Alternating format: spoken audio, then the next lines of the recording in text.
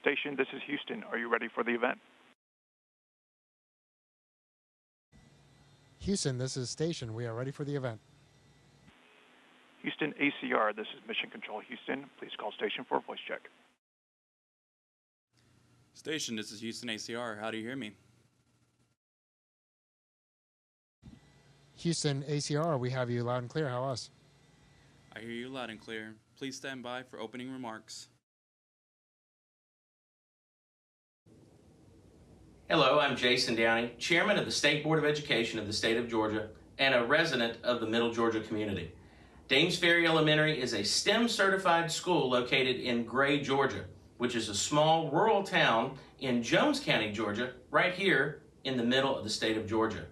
We are excited at the opportunity to talk with our astronauts aboard the International Space Station and to give our students and our community first-hand experience and knowledge of what it's like in the field of aerospace. And with that, here's our first question.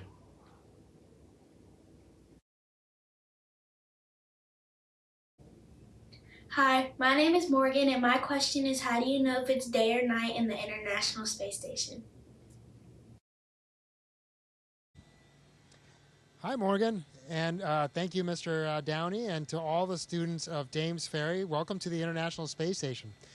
So, Morgan, you know, it's actually kind of tough to tell that it's day or night. First of all, we go around the Earth 15 or 16 times a day. So every 90 minutes, we're orbiting the Earth. And so it's either daytime or nighttime about every 45 minutes. Unfortunately, we don't have a lot of windows on the space station. So most of the time when you're working, you can't really look outside and know that it's either daytime or nighttime.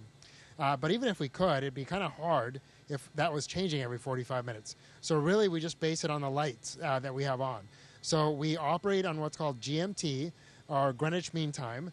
And we basically turn on the lights around 7 a.m. in the morning, and we turn them off around 10 p.m. And that way, that just keeps us in rhythm. And we work from about 7 a.m. to about 7 p.m., and they get some time off in the evenings. But we also get, during the day, we get some time to work out and to have meals together. So yeah, mostly we tell by the lights and just by what time of day it is. Hi, my name is Alyssa, and my question is, what effects does space have on your body?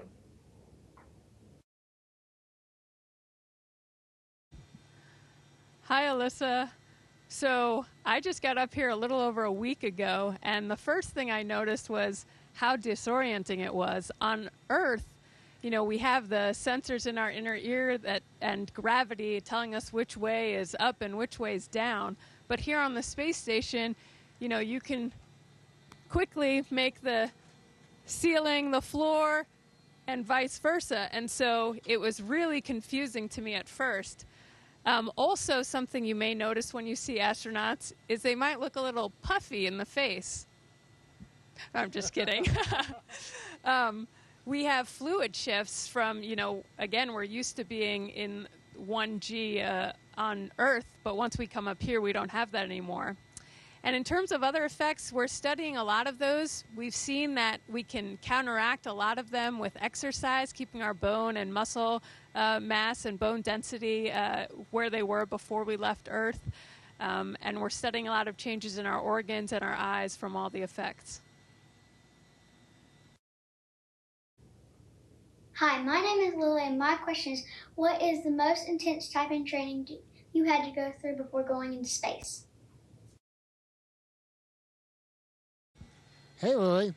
Well, we go through a lot of different training when we're up here in space. So when we first become astronauts, we train for about 2 years during our astronaut candidate training.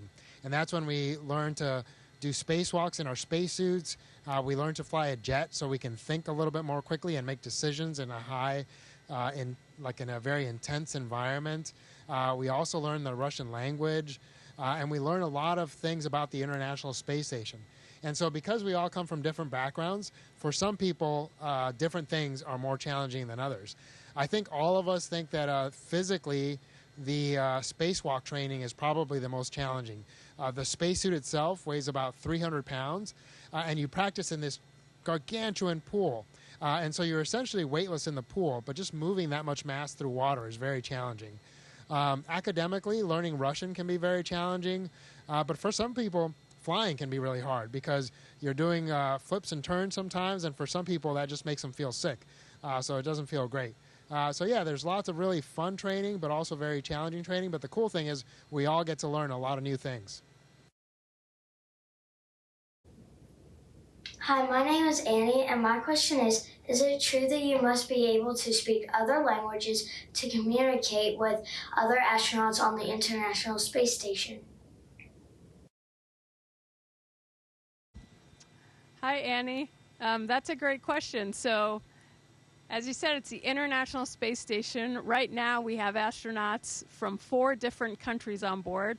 So each morning, we get greeted, Dobro utra, Ohayo gozaimasu, good morning, and good morning. Technically, when we're operating, we have one half of the space station is conducted in English, and the other half is conducted in Russian. So we do, as Frank just mentioned, we do study Russian as soon as we get picked up by NASA. We take one-on-one lessons, and we do learn different languages also just to be able to interact with our other crewmates. My name is Bryce. My question is, where do you sleep? Hey, Bryce. Well, we each have our own little tiny room about the size of a phone booth. You guys probably aren't old enough to know what a phone booth is, but it was this little booth you could go into to make phone calls back before cell phones came into existence.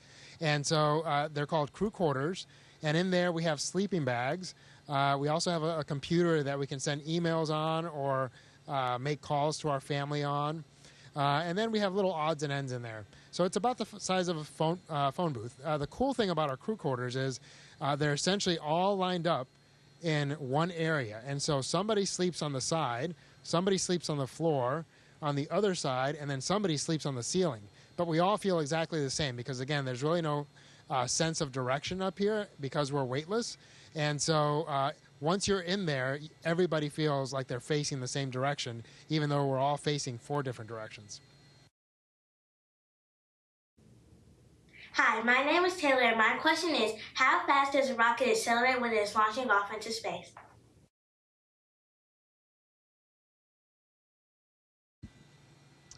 Hi, Taylor. So I just flew on a rocket up here a little over a week ago. I flew on the Falcon 9 rocket. It took us only about 8.5 minutes to get into orbit. So we had 2 stages, the first stage and the second stage. And I'd say the maximum acceleration we felt during that was about 4.5 Gs of acceleration. But it's pretty crazy to think we got from standing on the launch pad all the way up to low Earth orbit and going 17,500 miles per hour in under 10 minutes. So it was a pretty wild ride. Hi, my name is Hope, and my question is, why did you decide to become an astronaut? Hi, Hope. Well, I think we all have our different reasons, but fairly common reasons. For me personally, I love the idea of being part of an awesome team. I came from the Army, and I was a part of a great team there, and the NASA team is pretty spectacular. I also love exploring. I've always had the desire to kind of go over the next hill or go climb a mountain or just see whatever's out there and go explore. I also love learning, and I've tried to learn throughout my whole life, and this presented an opportunity to continue to learn new things. So I think we all have different reasons, but all of those things, I'd say the coolest thing about this job is that we get to do all of those things together, and that's pretty special. Hi, my name is Josie, and my question is, how does electricity work in the International Space Station?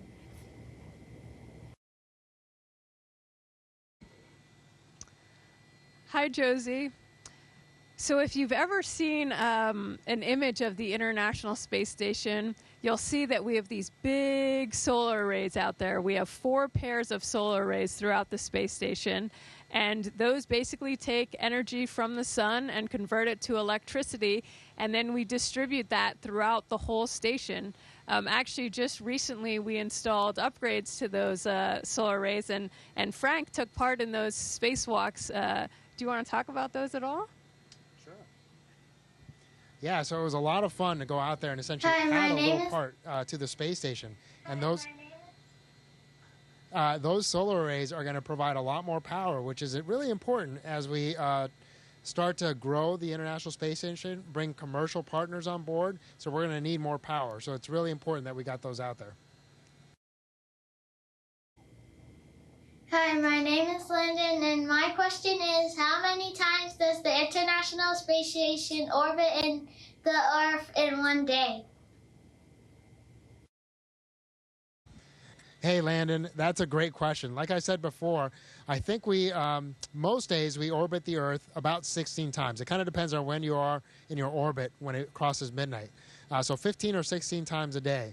It's pretty cool to go out to the window and look outside and see yourself traveling at 17,000 miles an hour. It's amazing how fast the Earth goes by underneath you. Of course, the Earth is also rotating underneath us, and so because of that, as we orbit, we get to see a different part of the Earth during every orbit, and we pretty much get to see all different parts of the Earth, except for the poles, throughout the year. So it's really cool. The reason we don't get to see the poles is because our orbit is at a 51-degree inclination, so at a slight angle. So we never quite go over the top or quite over the bottom. We just spin around 51 degrees away from the equator.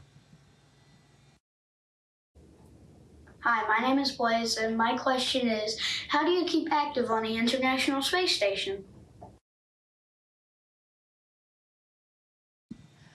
Hi, Blaze.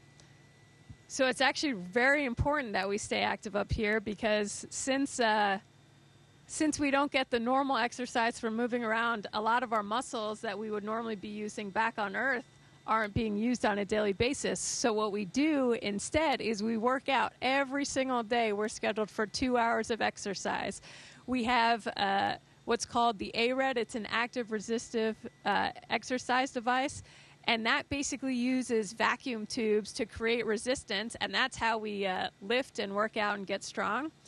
And then we also do cardio every day. We've got a treadmill. We call it T2.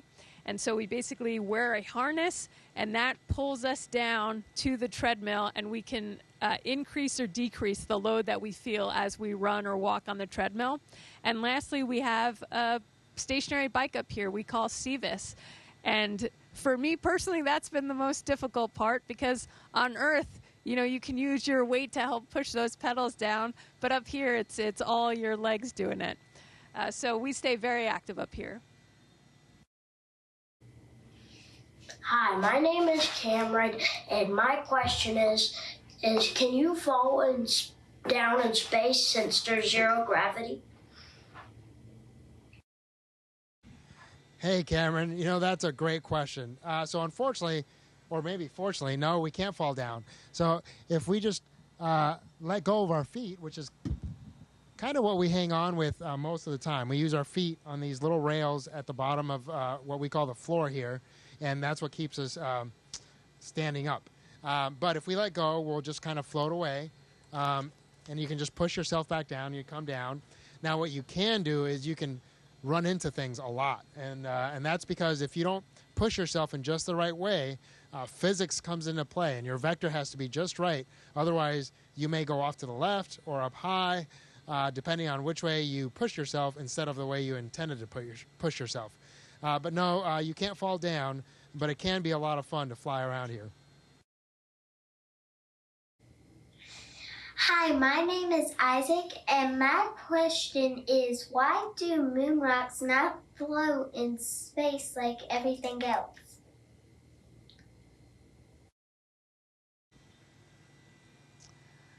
Hi, Isaac. So moon rocks, when they're on the moon, the reason they're not floating is because there is still gravity on the moon. It's just because the moon is quite a bit smaller than the Earth, it's only about 1/6 the force that it would be on Earth. So if you were to toss a moon rock up from the moon, it would go a lot higher than you'd be able to toss it on Earth. Now, if you brought a moon rock up to the International Space Station, it would float just like we're doing. because it would still be falling with the space station just like we are, and so that would keep it suspended. Hi, my name is JC, and my question is, has an asteroid ever hit the International Space Station? Hi, JC. Well, not an asteroid. An asteroid would be pretty big and would cause a lot of damage. But unfortunately, more and more, there's a lot of debris in near-Earth orbit. So we're at about 250 miles above the surface of the Earth, which really isn't that high. And there's lots of satellites that are up higher. There's a few things that are down below us. But all that stuff is just kind of falling around the Earth. And, of course, we are also falling around the Earth. We just happen to be falling, or I guess we should say flying, at a speed that's fast enough that our fall rate is equal to the curvature of the Earth. So we never actually get that much closer to the Earth. We just go around the Earth by falling. But all that to say, all this stuff is just flying around the Earth just like we are. And every once in a while, those tiny little pieces of debris will run into the space station. But even when it's small, when it's traveling at 17,000 miles per hour or faster, it can cause a lot of damage. So the station is built in a way to protect us against those things. And especially when you're on spacewalks, you'll go out there and you'll see some of the damage on the metal that's made to protect us, where something hit it and caused that metal to split open. And it's pretty amazing to go out there and watch it. But we don't get hit very often because, relatively speaking, we are pretty small. And so the chances of something running into us are pretty small. Hi, my name is Cam, and my question is, what do y'all do for fun in the National Space Station?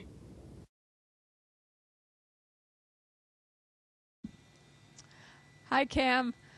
That's a great question because, as you know, we're not just working up here. This is also where we live, and we've been doing long-duration missions. So Frank's been on orbit almost a year, so it's important to have fun while you're up here as well. Some things we do in our off time, we'll get together as a crew and just eat and share stories together. Sometimes we'll even set up some games, get a little competitive. You know, the other day we set up our version of cornhole on the space station. It turns out you have to aim differently than you would on Earth, so I hadn't quite gotten the hang of it yet. But we also have several different musical instruments on board. We have a couple guitars up here, so in your free time, people can play and sing songs as well. Hi, my name is Gabriel, and my question is, how do y'all watch TV in space? Hey, Gabriel. Well, like Jasmin was saying, kind of staying entertained every once in a while is a lot of fun. You know, most of the time we just go look out the window because that's about the most beautiful thing you've ever seen, and it's pretty entertaining. But we have a great support crew from the ground who sends up movies and different TV shows, and basically we get that feed through satellites, and then we download it on different hard drives on the space station, and we can just watch it at our leisure. We can also just connect directly to satellite TV, just like you guys can, and we can watch TV live when we have satellite coverage. And so, yeah, we can pretty much watch anything we want recorded and live TV if we have the right coverage to do that. This has been an amazing opportunity for our students and the community to learn about science, technology, engineering, and math, and how it can enhance your love of learning. Thank you from all of us to you. And thank you guys. Have a great day. And to all the students of Middle Georgia, keep learning, and we can't wait to see what you guys do in the future. Station is the Houston ACR. That concludes the event. Thank you to all participants. Station, we are now resuming operational audio communications.